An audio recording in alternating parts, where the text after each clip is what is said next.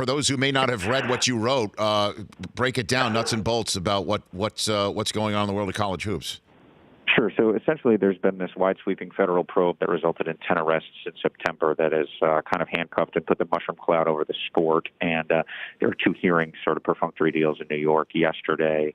And I wrote a story that basically said that the information that they have in discovery right now, that the feds collected over years of wiretaps and document collection and bank record collection, et cetera, are explosive enough to indelibly alter the face of college basketball as we know it, the sport as we know it, and that includes Hall of Fame coaches, top prospects, and obviously blue blood programs. And wow, so what's the timing on this? Best you can tell here. I mean, that is the magic question. I probably got 200 texts in the last 24 hours from coaches being like, "What's the timing? What's the timing?" Because it affects so much. And here's the thing: it's not like they're just going to have like document release day and it's all going to come out. So I quoted Daniel Richman, a very smart law professor at Columbia, who said some's going to come out in pretrial motions. Some may never come out. And essentially, it's probably going to come in dribs and drabs. Some could just come out in trial.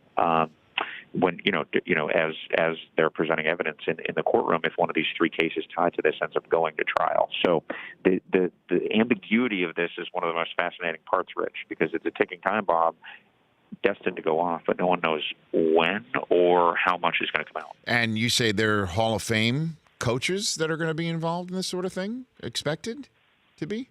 Yes, that's correct, Rich.